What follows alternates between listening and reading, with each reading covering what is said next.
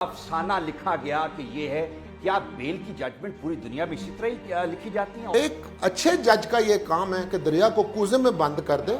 आप सिंपली ये लिखें कि किस बुनियाद के ऊपर जो है वो बेल दे दी। आम केसेस हैं, बहुत सारे ऐसे हैं कि ये कंप्यूटर खुद ही वो जजमेंट दे सकते। जज साहब की ज़रूरत ही नहीं है कि ये बच्चों की हॉबी है कि पाकिस्तानी जजमेंट्स को सामने रख लेते हैं। सफ़ा 14 पे कही है, उसको जाके कंट्राडिक्ट कर दिया है आपने पेज 54 पे।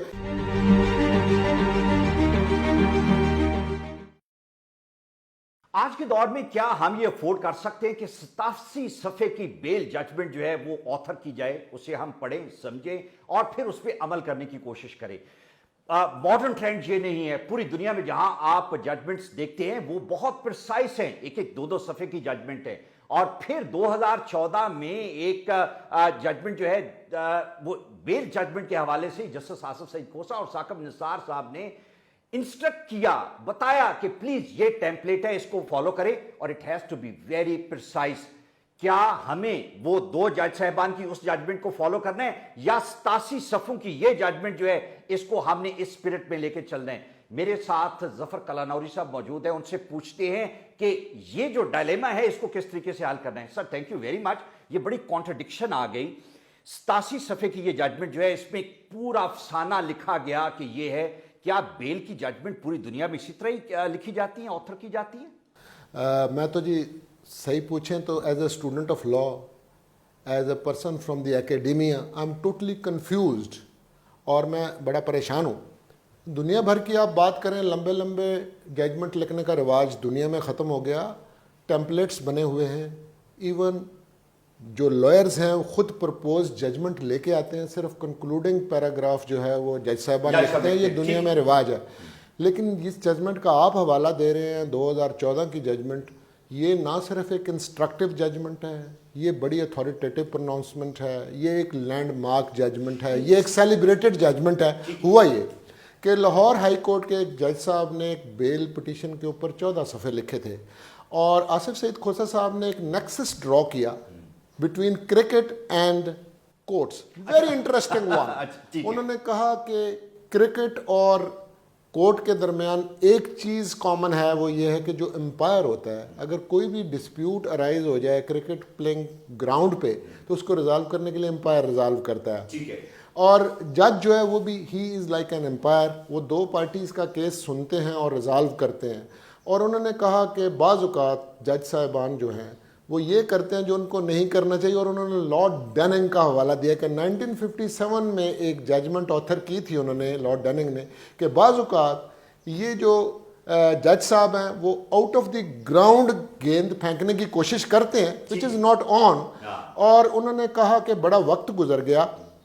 बाय डिज़ाइन जो जजेस हैं ये कंजर्वेटिव होते हैं, ये क्रिकेट की तरह जो है प्रोग्रेसिव नहीं है। एक ज़माना था जब गैरी सोबर्स और हनीफ मोहम्मद और सुनील गावस्कर हीरो थे, जिनको अभी भी साइट किया जाता है कि दे were great batsman, but gone are the days.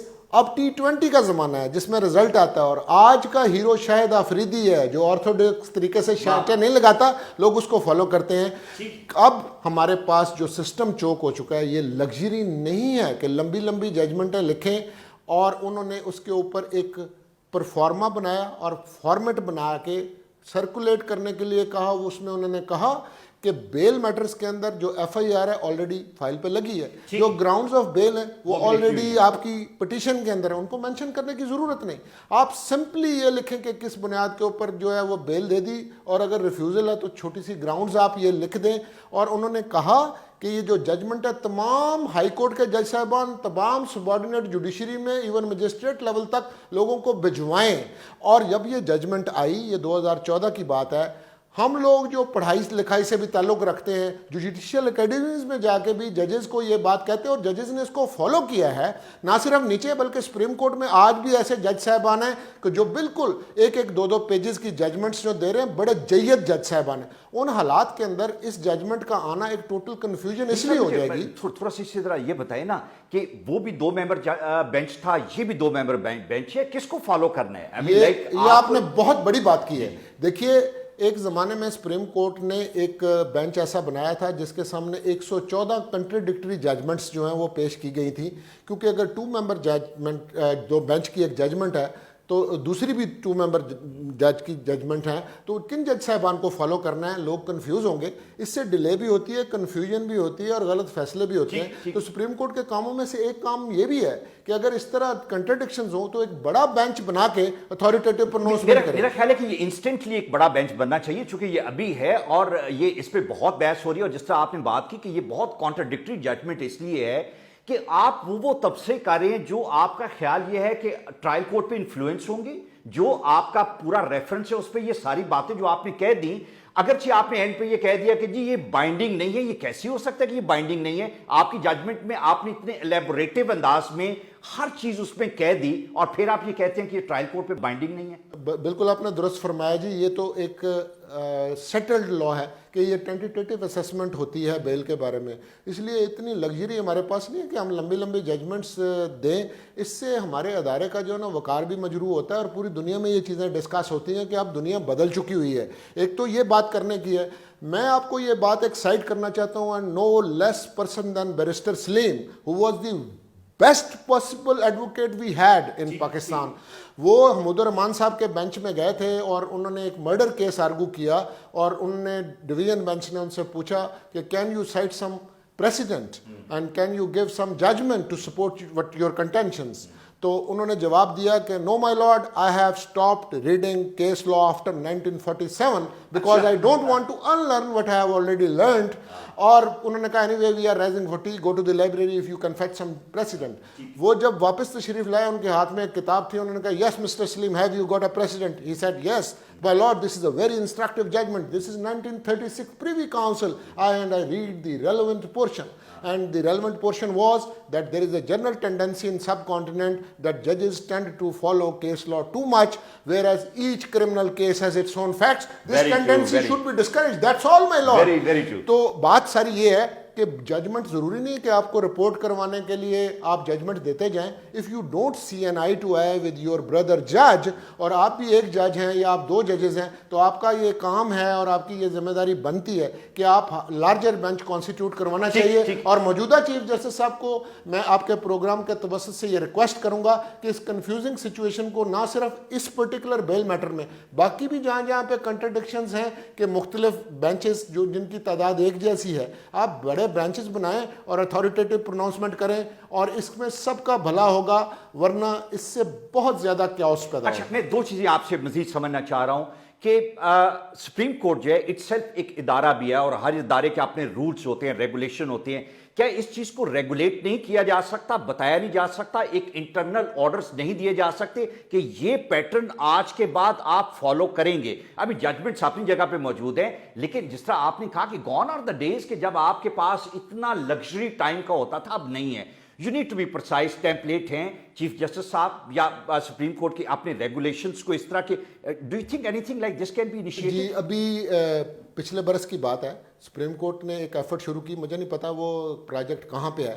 Artificial intelligence کی بات ہو رہی تھی کہ اس کا یوز کیا جا سکتا ہے اور ٹیکنالوجی کا یوز کیا جا سکتا ہے, اور سپریم کورٹ ایک پروجیکٹ ایسا انہوں نے شروع کیا تھا کہ وہ آٹومیٹیکلی ایک طرح کے جو کیسز ہیں جو اس کے اوپر پہلے ڈیسیژنز ہو چکے ہیں ان کے بارے میں فیصلہ آئے گا, اور آپ وہاں پہ ٹیکنالوجی کی اور کمپیوٹر کی ہیلپ بھی لے سکیں گے کہ جج صاحب کے پاس وہ سارے کے سارے ججمنٹس ہوں, دینے میں آسانی ہوگی. دوسرا, کیس مینجمنٹ اسی چیز کا تو نام ہے کہ اگر ایک طرح کے ایشوز ہی آتے ہیں تو وہ ایک پرٹیکولر بینچز کے پاس آٹومیٹیکلی مینجمنٹ کے ذریعے سے اسی طرح سے جائیں کہ یہاں کی اس طرح کی انوملیز کریٹ نہ ہو, کیونکہ ایک امپریشن یہ بھی بنتا ہے کہ یہ پھر ڈیوائیڈڈ کورٹ ہے. ہاں, سپریم کورٹ ہوتی ہے, سب کے لیے ایک جیسی سپریم کورٹ ہے, اور سپریم کورٹ کو جو بھی ویو دینا ہے وہ ایک طرح کا دیں, کیونکہ سپریم کورٹ کی ججمنٹ تو سب کے لیے بائنڈنگ ہے. تو یہ بات قابل غور ہے کہ ان چیزوں کے اوپر ہمیں درستی کی کرنی ہے. اب ہم کسی اور طرف جا رہے ہیں. میں تو آپ کو سول سائڈ وغیرہ پہ یہ بتاتا ہوں کہ ہم نے ابھی کیس مینجمنٹ کا پورا ایک سسٹم, اور اس میں سی پی سی ایک نئی لکھ کے امینڈ کر دی جسے امپلیمنٹ نہیں کر رہے. اس میں ہم نے یہ سجیسٹ کیا ہے کہ اپلیٹ کورٹ اگر لوور کورٹ کی ججمنٹ کو ٹرن اراؤنڈ نہیں کرتی تو اسے ریزنز دینے کی ضرورت نہیں ہے. تو چیزیں سمپلیفائی کرنی ہیں. ہم تو اس طرف جا رہے ہیں کہ جو عام کیسز ہیں بہت سارے ایسے ہیں کہ یہ کمپیوٹر خود ہی وہ ججمنٹ دے سکتا ہے, سوٹ فار ڈیکلریشن وغیرہ میں یا سکسیشن سرٹیفکیٹ میں جج صاحب کی ضرورت ہی نہیں ہے, اور یہ دنیا میں ہو رہا ہے. ہم کٹ شارٹ کریں, دنیا کہیں چلی گئی, ہم کہیں چلے گئے. اور پھر میں ایک بات اور کہتا ہوں, یہ انہوں نے بیل کے لیے بھی بڑی کوئی ججمنٹس دی ہیں, اس میں انہوں نے گائیڈ لائنز وغیرہ جو ہے لوگوں کو دی ہیں, لیکن سٹل ایک بات تشنا ہے کہ ہم بیل کے لیے کوئی لینینٹ ویو ایسا لیں, بیلز پہ زیادہ ہمارا ایمفیسس نہیں ہونا چاہیے. Grant of bail should be a rule and refusal should be an exception. ہمیں کیوں جیلوں کو بھرنا ہے, ہم ٹائم لائن گھٹائیں, مین کیسز کیوں جلدی ڈیسائیڈ نہیں ہو سکتے. یہ جو کنڈیشنل بیلز وغیرہ ہیں یہ بھی کوئی اچھا پریسیڈنٹ سیٹ نہیں کر رہی. آپ لوگوں کو ٹائم باؤنڈ بیل دیتے ہیں مہینے کے لیے 2 مہینے کے لیے, اس کی بجائے آپ مین کیس ہی جلدی ڈیسائیڈ کر دیں تو بیل کافی کٹیل ہو جائے گا.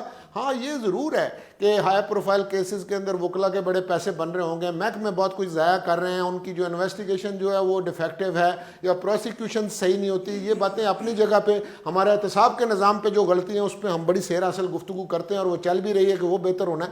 لیکن کورٹ کے اینڈ پہ how to write a good judgment, how to write a precise judgment, how not to waste time, how to be very clear and precise to the point. میں آپ کو ایک لائٹر سائڈ پہ بات بتاتا ہوں کہ سری لنکا میں ایک ڈیلیگیشن کے ساتھ گیا پاکستان سے, اس میں سپریم کورٹ بار کے صدر بھی تھے, اور وہاں کی لا منسٹر جو ہیں ہمیں سپریم کورٹ دکھانے کے لیے لے گئیں, اور وہاں پہ ایک لا اسکول ہے وہ سپریم کورٹ کے پاس ہی تھا, وہ ایک ہی تھا اس وقت. تو وہ بچوں کو جب پتہ لگا یہ پاکستانی ڈیلیگیشن ہے تو انہوں نے آپس میں کچھ بات چیت شروع کر دی. تو مجھے تھوڑی سی یہ بات ہوئی کہ میں پوچھوں تو صحیح ہے کیا کہہ رہے ہیں, ان کی زبان مجھے سمجھ نہیں آتی تھی. تو وہ لا منسٹر کہتے ہیں کہ رہنے دیں. میں نے کہا نہیں آپ بتائیں. انہوں نے کہا جی جب پاکستانی ڈیلیگیشن سنا تو وہ کہتے ہیں کہ جی یہ بچوں کی ہابی ہے کہ پاکستانی ججمنٹس کو سامنے رکھ لیتے ہیں. تو ایک 70 صفحے کی ججمنٹ ہے, جو بات صفحہ 14 پہ کہی ہے اس کو جا کے کنٹرڈکٹ کر دیا ہے آپ نے پیج 54 پہ. تو ایک اچھے جج کا یہ کام ہے کہ دریا کو کوزے میں بند کر دے. شارٹ ججمنٹ لکھنا کمال ہے, یہ جو لمبی لمبی ججمنٹس لکھنا ہے یہ کوئی کمال نہیں ہے. آپ ریسرچر رکھ لیں, آپ پرانی ججمنٹس کا حوالہ دے دیں, آپ ہالسبریز لاز آف انگلینڈ کو ریفر کر دیں, آپ جورسپروڈنس کی بکس کو ریفر کر دیں, آپ پرانی ججمنٹس جو ہے ان کا حوالہ دے دیں, اور اینڈ پہ جو ہے وہ جا کے جو کریکس آف دا میٹر ہے وہ شارٹ ہے. تو پھر اتنا ویسٹیج آف ٹائم کیوں؟ ٹھیک ہے, اب میں ایک آخری چیز جو آپ سے سمجھنا چاہ رہا ہوں وہ یہ ہے کہ ہماری بار کاؤنسلز کا بڑا امپورٹنٹ رول ہے, اور اس طرح کے معاملات میں دے شوڈ کم فارورڈ. اور ہم نے یہ دیکھا کہ جتنی ڈیبیٹ اس پرٹیکولر فیصلے کے حوالے سے تھی, اس کی ایک پولیٹیکل سائڈ جو ہے اس کو میڈیا پہ ڈسکس کیا کنٹینیوسلی کیا جا رہا ہے, لیکن اس کی جورسپروڈنس جو ہے, جو اس کی لیگل سائڈ ہے جس کو ہم نے فالو کرنا ہے, شاید بار کاؤنسلز کا یہ رول ہے یہاں پہ اس پہ بولنے کا.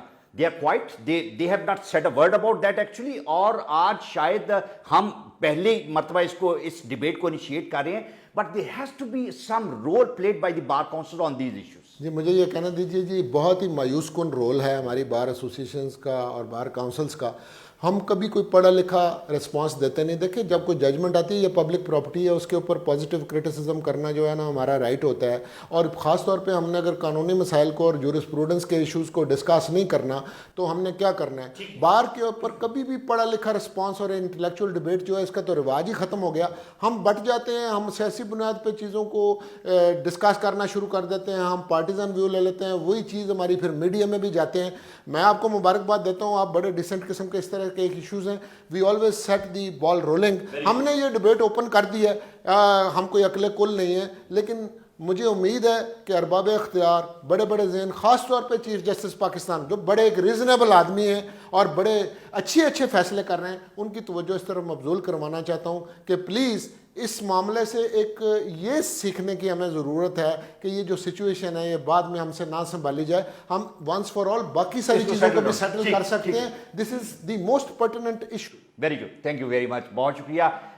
ظفر قلعہ صاحب نے بڑی ڈیٹیل میں یہ سارے معاملات جو ہیں اور اس کو سمجھایا, اور خاص طور پہ جو کرکٹ اور لا کا نیکسس اور کورٹ کا نیکسس تھا, یہ بڑا ریلیونٹ اس طریقے سے ہے کہ ہماری سوچ اور ٹیمپرامنٹ اس طرح کے ہیں جہاں پہ آپ چیزیں ہم جلدی دیکھنا چاہتے ہیں, ہم لمبا ٹائم, وہ لمبی اننگز اور شاید لمبے فیصلے, gone are the days actually. Let's live with the current time, اور اس کی ضرورتوں کو دیکھتے ہوئے ہمیں لوگوں کو by the end of the day انصاف دینا ہے, اور وہ انصاف جلدی دینا ہے. ہم جب بھی کمپلیکسٹی کی طرف جائیں گے چیزیں آسان نہیں ہوں گی. جس طرح ظفر صاحب نے بتایا, کانٹرڈکٹری چیزیں آپ بار بار کہیں گے, مذاق بنیں گے. پیج 14 پہ ایک بات کہہ رہے ہیں اور اسے کانٹرڈکٹ کر رہے ہیں اینڈ پہ جا کے. Don't do it, because we need to set good precedent for others to follow. Thank you.